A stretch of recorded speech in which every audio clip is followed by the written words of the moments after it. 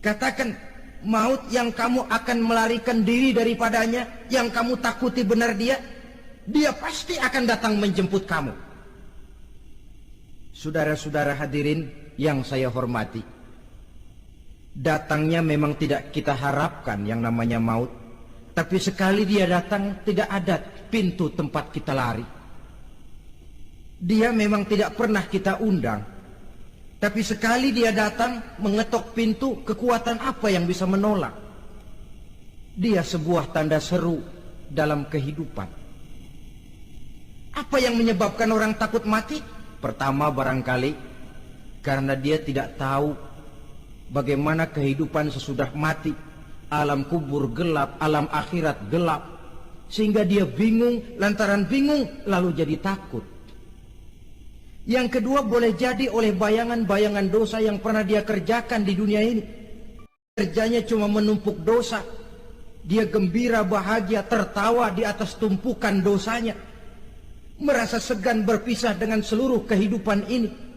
Sehingga boleh jadi maut adalah sesuatu yang ditakutkannya benar dalam kehidupan. Tapi bagaimanapun takutnya, tidak ada tempat lari dari dia.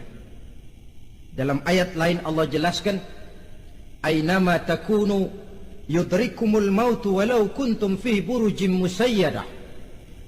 Di mana saja kamu berada, dalam benteng yang paling tangguh sekalipun, maut pasti akan datang menjemput kamu.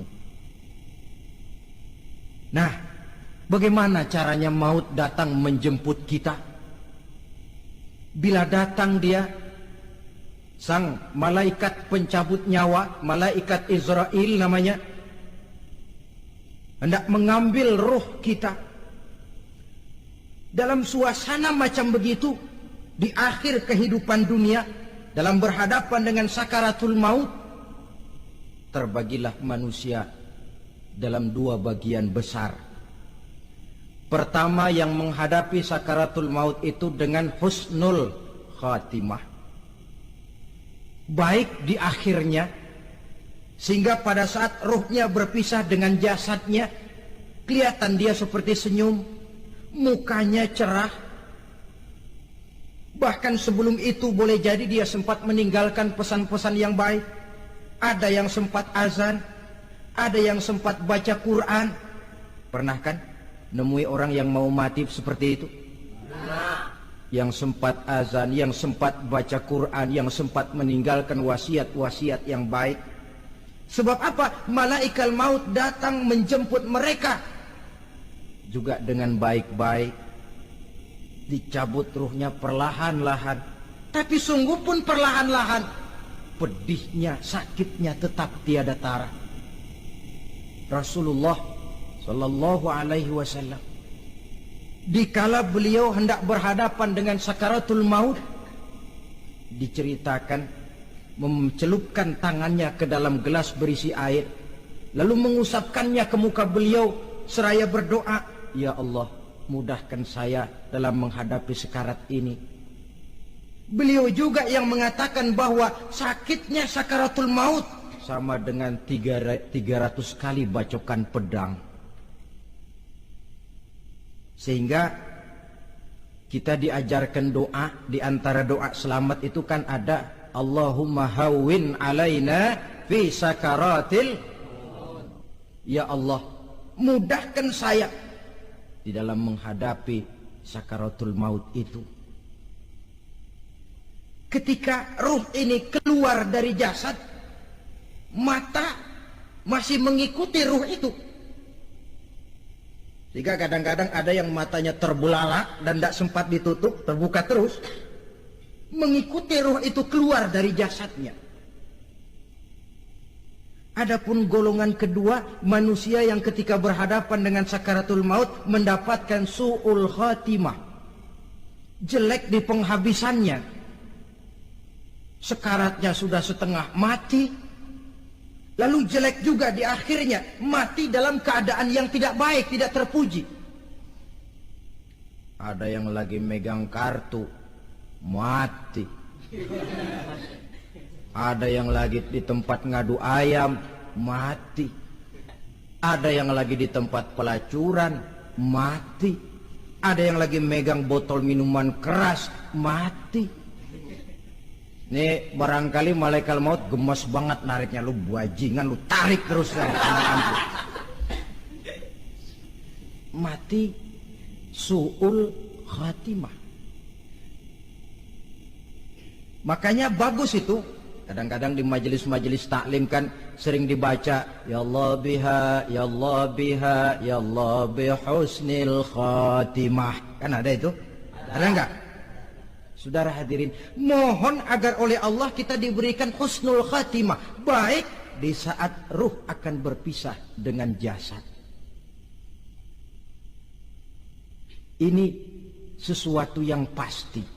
Sang malaikat maut datang menjemput nyawa. Setelah ruh berpisah dari badan, maka tinggallah sang badan, ditangisi oleh semua yang kita tinggalkan. Sehingga kepada putrinya Fatimah, ketika malaikat maut datang hendak menjemput baginda Nabi, beliau berkata kepada anaknya, Fatimah, kamu tahu siapa yang datang? Saya tidak tahu, Bapak. Yang datang hadimul lazat. Itu dia yang menghancurkan seluruh kesenangan dunia. Wa qati'u syahwat, yang memisahkan kita dengan seluruh yang kita cintai. Dia malaikat maut, Pak. Manakala jasad sudah ditinggalkan oleh ruh, itulah yang dikerubungi orang. Anak menangis, istri menangis, orang tua bersedih, teman-teman merasa kehilangan, menangisi jasad. Diuruslah jasad kita, dimandikan sebagaimana mestinya, dikafankan dengan kain putih 3 lembar, itu yang hendak kita bawa kembali ke tempat asal kita. Pakaian sutra, jas yang mereknya Switzerland wool, kain yang Samarinda, sepatu yang Belly atau Beltoni, jam tangan yang Rolex, kendaraan yang serba mewah, tidak ada yang menyertai kita. Kain putih 3 lembar itu saja lagi. Demi setelah dikafankan, dibujurkan kita menghadap ke arah kiblat, orang banyak pun datang menyolatkan kita dengan 4 takbir, diiringi dengan doa. Lalu upacara pelepasan, berangkat kita meninggalkan anak, istri, suami, kampung halaman, tanah air, bahkan alam dunia ini. Selamat tinggal alam dan seluruh isinya. Tinggallah yang tinggal. Saya akan kembali ke tempat asal dari mana saya datang, untuk kembali mempertanggungjawabkan seluruh perbuatan saya dalam kehidupan ini. Manakala upacara pelepasan selesailah sudah, dimasukkan kita ke keranda jenazah, digotong orang, bismillah wa ala millati rasulillah, dibawa ke tempat peristirahatan terakhir katanya. Padahal dulu kalau mau kita istirahat, ke villa lah kita, ke Bali lah kita, ke Hong Kong lah kita, ke tempat-tempat tamasya yang indah. Oh, rupanya akan sampai juga perjalanan menuju tempat peristirahatan terakhir, yang luasnya tidak akan lebih dari 2 kali 1 meter. Diusung orang kita, diantarkan orang banyak. Manakala sampai ke atas yang lahat, pengusung jenazah dibuka, diturunkan kita ke liang lahat, dibaringkan. Gumpalan tanah akan jadi bantal kita. Muka dibuka, dihadapkan ke arah kiblat. Setelah itu ditutup liang lahat kita dengan kayu. Masih belum kurang, diuruk dengan tanah. Yang menguruk orang-orang yang tadinya mencintai kita, menyayangi kita. Tapi ketika jasad sudah ditinggalkan ruh, habis rupanya cintanya.